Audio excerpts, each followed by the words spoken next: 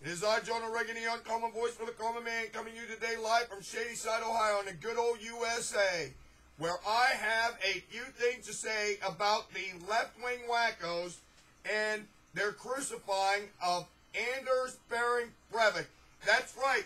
What the left-wing wackos have done, of course, is found another right-wing extremist to paint the broad brush of all conservatives with.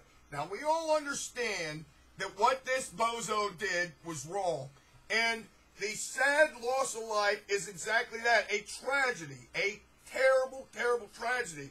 But of course, the left-wing wackos have their poster boy in what they like to call, quote-unquote, right-wing extremism. Of course, this guy, we all know, is a nut job. He says he's a Christian. Well, I can assure you, if he's a Christian like I am, then it says in the Bible, thou shalt not kill. If he's a Christian, then he's a piss-poor Christian. I can tell you that right now. But with that being said, these left-wing idiots instantly are jumping all over all conservatives and all right-wingers because of the act of this unchristian nut job. But what's incredible about this is these things don't seem to apply to quote-unquote left-wing extremists.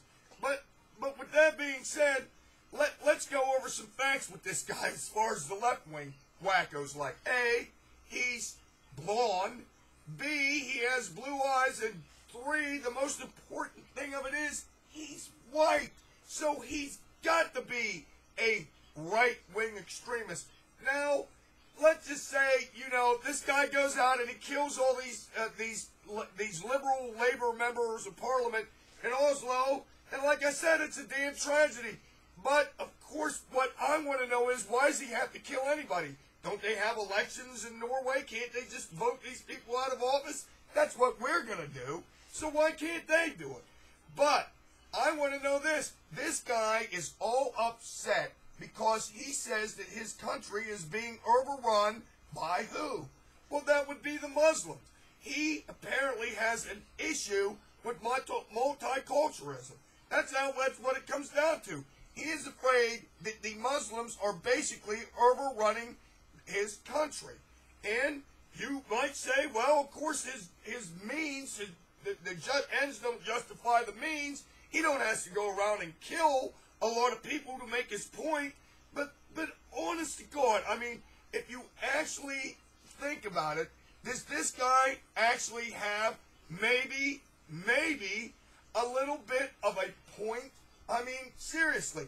Now, I know the left-wing wackos don't think so, but somebody like me says, well, you know, I really don't want my country overrun by people who don't want to integrate into our society. And what I mean by integrate is become part of it. You should actually join the society that you want in the country that you want to live in. For example, the Hispanics. If you're going to come to this country, do us a favor. Speak English. I'm not asking you to be fluent in English, but you can at least be functional in it. If I moved to Mexico, I would at least try and be a little bit functional in Spanish. Can't you do the same thing for us? No. You want to come here and want us to learn how to speak Spanish to accommodate you. This is the exact same thing that this lunatic is talking about here.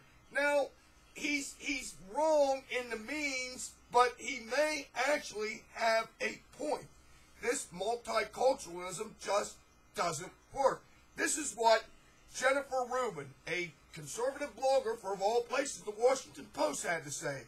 There are many more jihadists than blonde Norwegians out to kill Americans.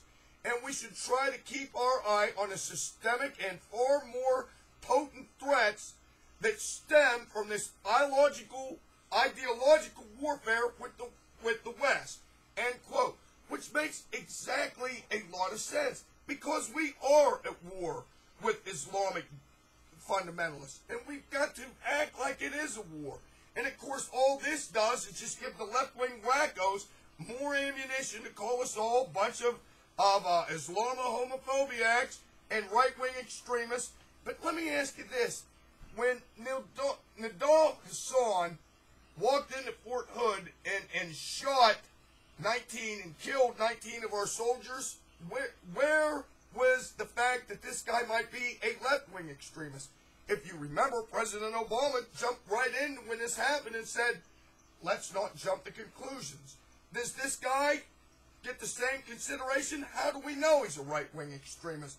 Because he's a Christian and he's white? Well, that would be stereotyping, wouldn't it? So that would be racial profiling, wouldn't it? Well, I guess it just depends on who the terrorist is. But when I thought about this, and I'm trying to think of some way to make sense out of this, I came up with this. This is what somebody wrote in the Jerusalem Post who knows a thing or two about extremism and terrorism. These people said, quote, Europe's fringe right-wing extremists present a real danger to society.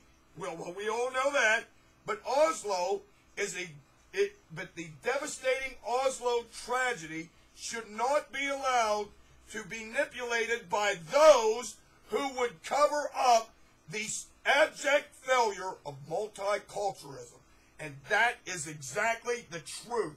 These people are going to try and use this against us because we don't want our country overran with illegal aliens and a bunch of damn Muslims that don't want to become part of our society.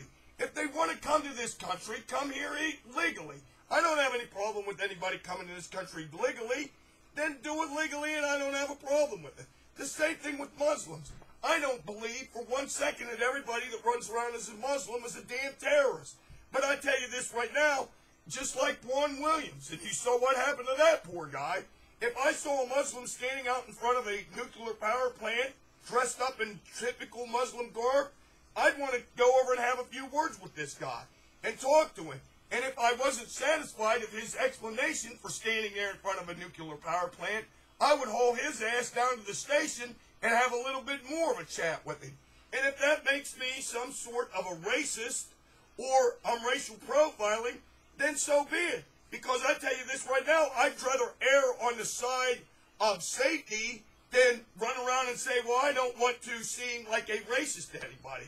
Because I'm telling you, this is exactly what Herman Cain was saying the other day on the Fox News channel with Chris Wallace. It's the exact same thing. A little bit of common sense, if you please. And like I said before, let me ask you this. If this guy is a right-wing extremist, then what's all his song?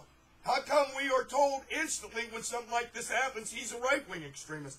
But Hassan does something like this, and even the president of our country says, let's not jump to conclusions. Well, I'm not going to jump to conclusions on this, except for saying this to you right now.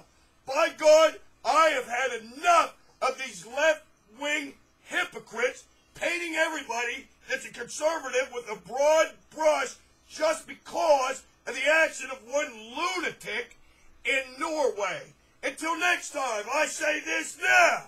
When tragedies and news like this break out, my tirades break in. Over and out.